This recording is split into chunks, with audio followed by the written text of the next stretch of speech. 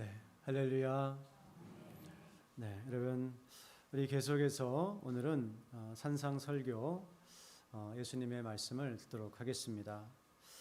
여러 번 말씀드렸던 것처럼 산상설교는 이제 하나님 나라의 백성은 이와 같은 삶을 살아야 된다라고 하는 하나님 나라 백성의 삶의 기준에 대해서 주님께서 설명해 주시고 있는 본문입니다. 그래서 그 핵심은 이 십계명으로 대표되는 구약의 율법을 외적으로 뿐만 아니라 마음으로까지 온전하게 지켜야 된다, 그러한 내용입니다. 오늘은 특별히 언어와 그 정직에 대해서 교훈하시고 있는 것을 보게 됩니다. 우리에게 거짓말하지 말고 정직한 자가 되라, 이렇게 말씀하시고 있는 겁니다. 교회 안의 형제 자매들에 대해서 또 이 세상에 대해서 우리가 정직한 자가 되어야, 그래야 빛과 소금의 역할을 감당할 수 있다, 이렇게 말씀하십니다. 그렇습니다, 여러분. 우리가 세상에 빛이고 소금이라고 말씀하셨는데, 이 역할을 감당하기 위해서 무엇보다 우리는 정직한 자, 진실한 자, 거짓말하지 않는 그런 사람이 되는 것이 참 중요한 줄로 압니다. 흔히 기독교인들을 부정적인 인식을 가진 분들은 말만 잘하는 사람들이다, 그렇게 이야기를 할 때가 있습니다. 말은 잘하지만 삶은 그에 따르지 못하는 사람들, 이런 비난을 받을 때 우리가 무조건 화를 낼 것이 아니라 참 마음 아프게 받아들이고, 그리고 우리의 모습을 살피는 그런 모습들이 필요할 줄로 압니다.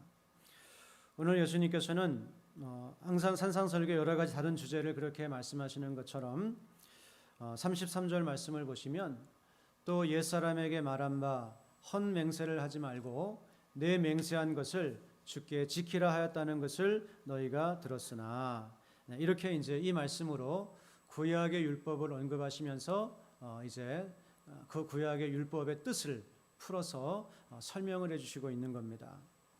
네, 물론 이 33절 말씀 그대로의 표현은 이제 구약에는 없습니다.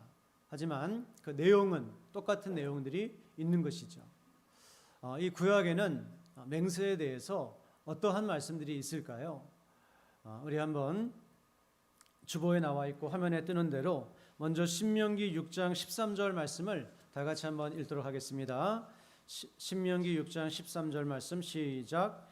내 하나님 여호와를 경외하며 그를 섬기며 그의 이름으로 맹세할 것이니라. 네, 하나님의 이름으로 맹세할 것이니라.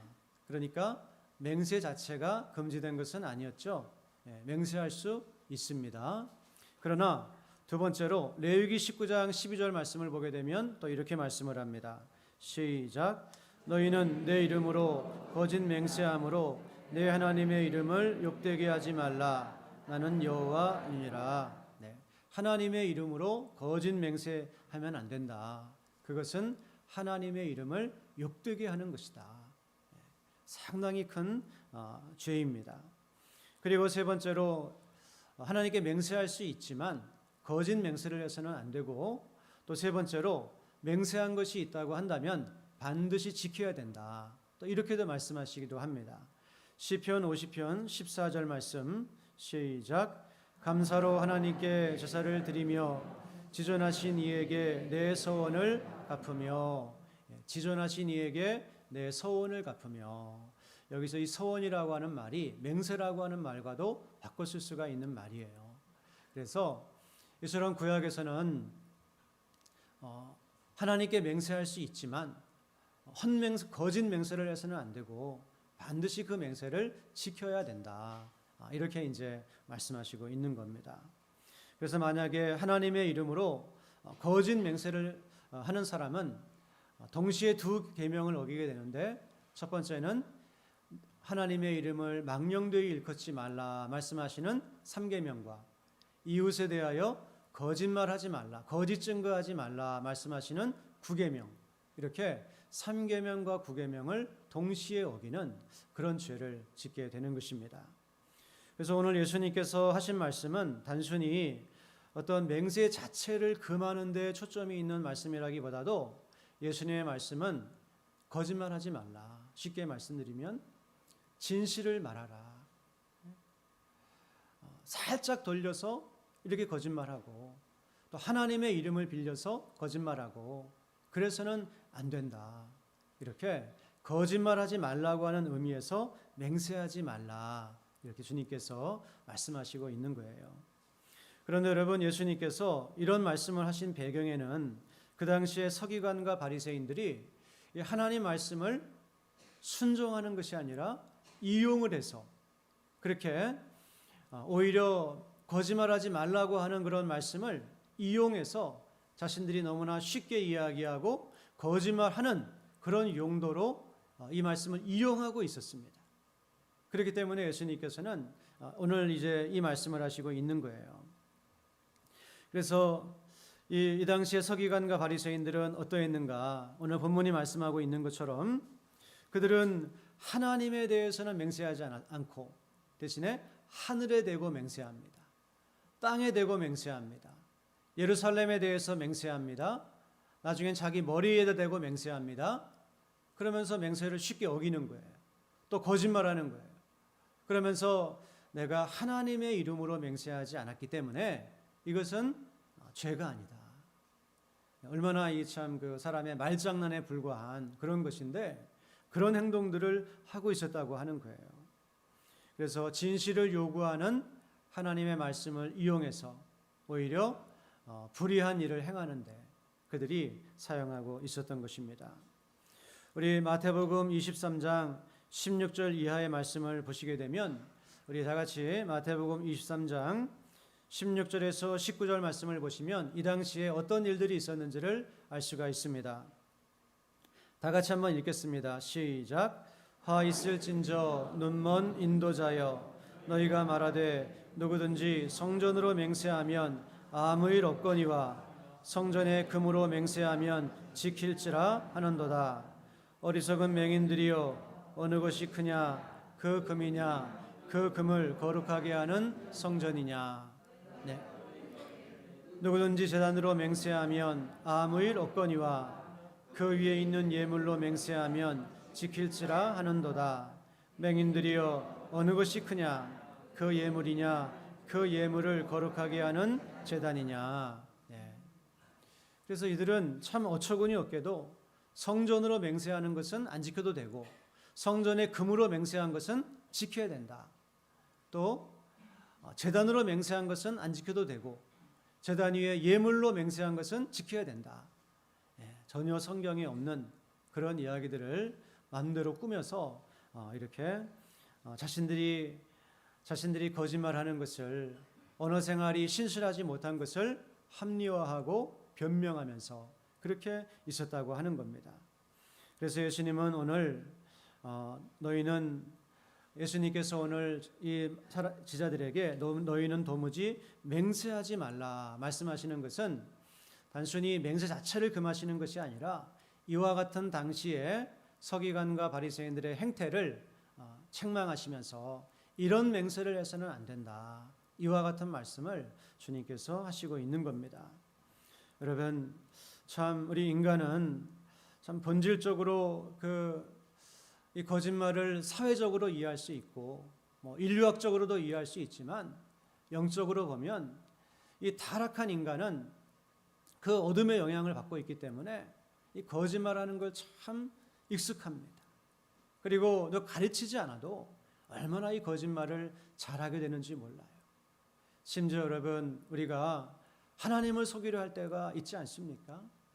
또 나 자신을 속이려 할 때가 있지 않습니까? 이렇게 하나님 앞에서 진실하지 못하고 또 나 스스로를 속이는, 그래서 나중에는 거짓말을 계속 하다 보면 이게 거짓말인지 참말인지 알 수 없는 지경에 이르게 됩니다. 나중에 거짓말을 계속 하다 보면 나중에 그 거짓말을 진짜로 자기가 믿어버리게 되는 그런 자리까지 가게 됩니다. 오늘 서기관과 바리새인들의 모습은 우리 인간에게 얼마나 이 뿌리 깊은 거짓말하는 속성이 있는가 하는 것을 보여주고 있는 겁니다. 여러분, 모쪼록 우리는 하나님 앞에 완전하지 않은 사람들이지만 그래도 하나님의 말씀 앞에 설 때는 정직한 모습으로 설 수 있는 우리 모두가 되기를 원합니다. 서기관과 바리새인들처럼 말씀을 이용하려고 하는 것이 아니라, 그래서 나의 어떤 생각과 어떤 그런 모습을 합리화하려고 하는 것이 아니라, 적어도 우리가 하나님 말씀 앞에 설 때는 벌거벗은 그런 모습으로, 어린아이와 같은 모습으로 그렇게 서야 하나님의 은혜가 있습니다. 우리가 하나님의 인도하심을 받으며 살아갈 수 있는 것이지, 오늘 이들처럼 말씀을 이용하려고 하는 그런 자세는 절대로 하나님의 은혜를 받을 수가 없다고 하는 것입니다. 그래서 예수님은 이런 배경 속에서 도무지 맹세하지 말라, 예루살렘도 하늘도 땅도 어떤 것도 두고 맹세하지 말라, 이 말씀은 한마디로 거짓말하지 말라는 말씀입니다. 신실하라.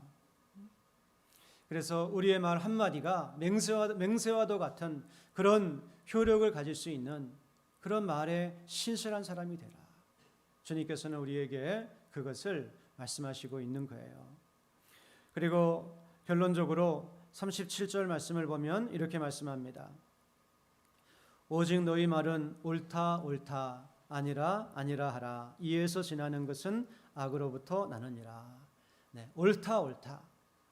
맞는 것은 그냥 옳다, 틀린 것은 아니다, 이렇게 이야기하라는 거예요. 단순하게 맞습니다만 하면서 그냥 변명하지 말고, 아닙니다만 하면서 변명하지 말고, 옳다 아니다, 이에서 지나는 것은 악으로부터 나느니라. 옳은 것을 옳다고 이야기하지 않고 아닌 것을 옳다고 이야기하는 것은 악에서 나는 것이다. 이 악에서 난다고 하는 것은 두 가지로 해석할 수가 있는데, 첫 번째는 악한 것이다, 이렇게 해석할 수가 있습니다. 악한 것이다. 그러나 또 두 번째로는 악한 자로부터 나느니라, 이렇게 번역할 수도 있습니다. 두 가지 번역이 다 가능한데요, 악한 자로부터 난다. 여러분, 악한 자로부터 난다고 하는 것은, 악한 자는 누구를 가리키죠? 네, 그렇습니다. 바로 사탄 마귀를 가리키는 거예요. 옳은 것을 아니라고 하고 아닌 것을 옳은 것이라고 말하는 것은 악한 자, 곧 사탄 마귀에게서 나는 것이다, 이런 말씀이에요. 그렇습니다. 거짓이 어디로부터 시작이 되었습니까? 하나님께서 이 모든 것을 창조하셨습니다. 그런데 이 세상에는 하나님이 창조하지 않으신 것이 하나 들어오게 되었습니다. 그것이 인류를 이렇게 비참하게 만들었습니다. 그것이 무엇이냐면 바로 거짓이에요. 거짓 때문에 죄가 들어오게 되었고, 그 죄로 인해서 인류가 사망 아래 놓이게 된 것 아니겠습니까? 우리는 창세기로 가서 창세기 3장 4절 말씀을 보면 뱀이 아담과 하와를 유혹하되 거짓말로 유혹하는 것을 보게 됩니다. 너희가 이것을 먹어도 결코 죽지 아니하리라. 이거 먹으면 죽는다고 하는 것을 너무나 잘 알고 있어요. 뻔히 알면서도 속입니다. 이것이 바로 알면서도 거짓말하고 알면서도 속이는 것이 사탄 마귀의 속성이라고 하는 거예요. 그래서 예수님은 마귀를 가리켜서 그는 거짓말쟁이요 거짓의 아비라고 요한복음 8장에서 말씀하시고 있습니다. 여러분, 마귀의 가장 뚜렷한 특징이 무엇입니까? 그것은 바로 그가 거짓말하는 자라고 하는 거예요. 속이는 자라고 하는 거예요. 마귀의 본질은 거짓말입니다. 그는 거짓말 덩어리입니다. 그래서 인류가 타락하고 나서 이 가인이 자기 형제 아벨을 돌로 쳐 죽이지 않습니까? 근데 성경 요한 1서를 보게 되면 가인이 악한 자에게 속하여, 오늘 여기서 악에서 나느니라, 이 악과 같은 말입니다. 악한 자에게 속하여 그의 아우를 죽였다. 다시 말해서 이 사탄 마귀의 충동을 받아서 동생을 죽였다라고 하는 거예요. 그런데 이 가인의 모습을 보게 되면 점점 더 마귀를 닮아갑니다. 하나님께서 내 아우가 어디 있느냐 물으시는데 하나님 앞에서 뻔뻔하게 거짓말합니다. 내가 알지 못하나이다. 내가 내 아우를 지키는 자니이다. 조금 전에 자기가 쳐서 땅에 묻었는데 내가 알지 못한다. 이렇게 뻔뻔하게 거짓말하는. 그래서 우리는 이 어둠의 영적 세력의 본질이 무엇입니까? 지금 이 시대를 휘감고 있는 그런 영적 세력의 본질이 무엇입니까? 여러분, 지금 우리나라가 넷플릭스에서 방송하는 그 우리나라 그 JMS 정명석 그 이단 프로그램 혹시 한번 보셨나요? 예. 그 때문에 지금 나라가 충격에 빠져 있어요. 그런데 이런 영적인 어둠의 세력, 이 어둠의 세력의 본질이 무엇입니까? 가장 큰 특징이 무엇입니까? 바로 거짓말이라고 하는 거예요. 그들은 뻔뻔하게, 너무나 뻔뻔하게 거짓말합니다. 그런데 JMS뿐만이 아니에요. 모든 이단들은 정말 그 배후에는 영적인 세력이 있기 때문에 그 특징들을 보게 되면 얼마나 거짓말을 잘하는지 몰라요. 너무나 명백한 사실도 그렇게 거짓말하는 걸 보게 돼요. 여러분, 우리는 분명히 기억을 해야 됩니다. 바로 거짓은 사탄 마귀로부터 온 것이고, 우리도 거짓말을 하면서 살아갈 때 우리는 마귀를 닮아가게 된다고 하는 거예요. 나중에는 뭐가 거짓이고 뭐가 참인지도 알 수 없는 그런 자리에까지 들어가는 상태가 될 수도 있는 겁니다. 그러나 우리 하나님은 어떤 분이십니까? 거짓이 없으신 하나님이라고 성경에서 너무나 많이 말씀합니다. 신명기 32장 4절 말씀 우리 다 같이 한번 읽도록 하겠습니다. 신명기 32장 4절 말씀입니다. 다 같이 한번 읽겠습니다. 시작.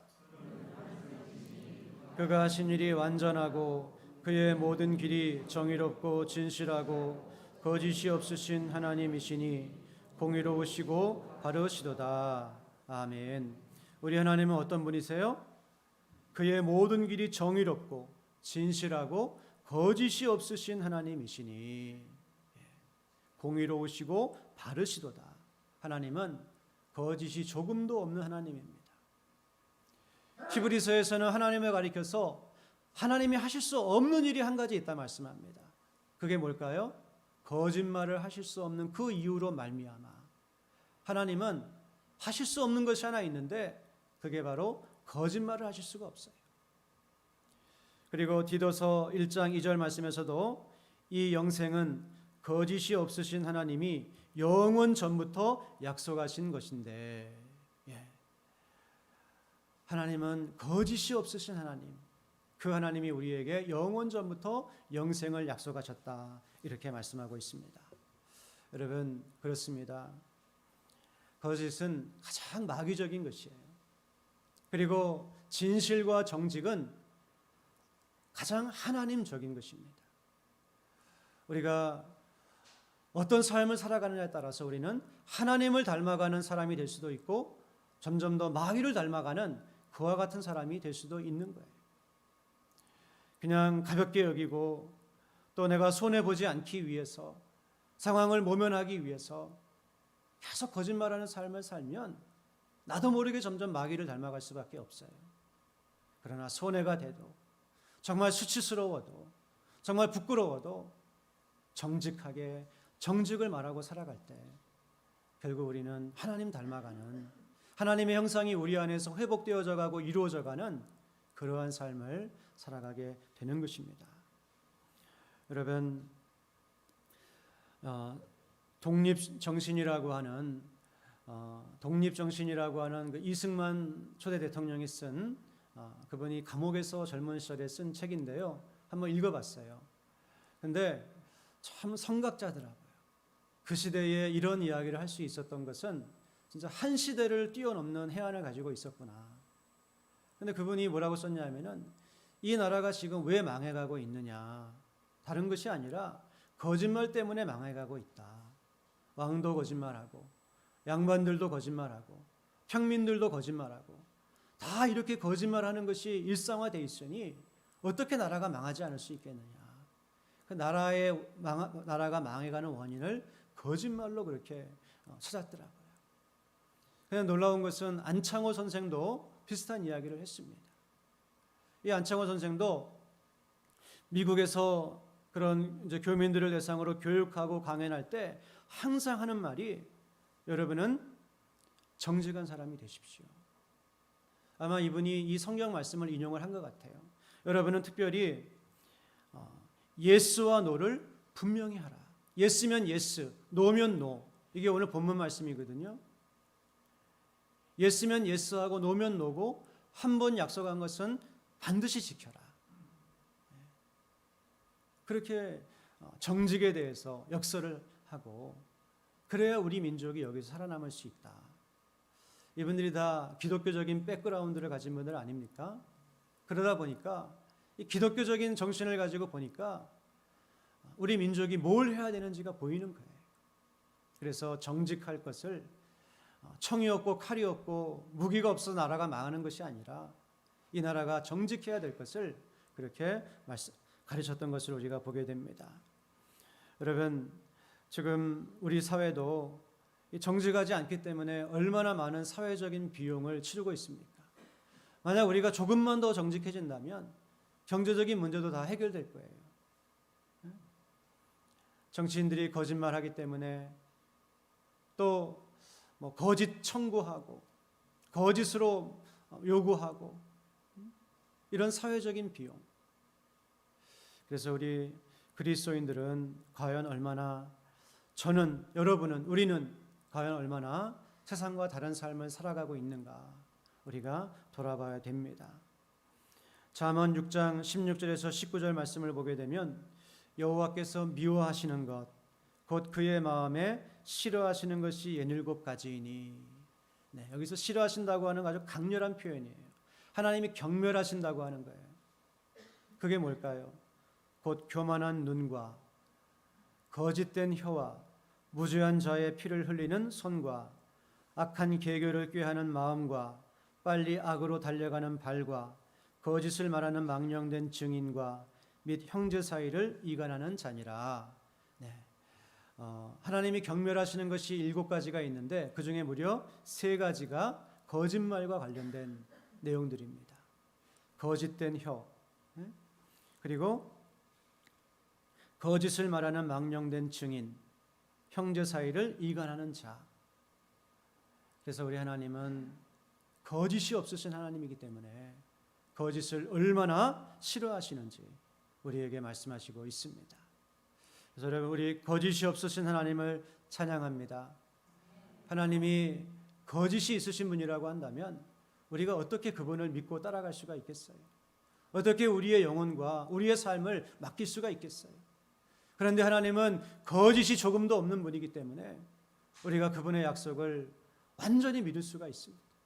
온전히 신뢰하고 그분의 약속을 따라서 우리의 삶을 헌신하며 드리며 나아갈 수가 있는 거예요.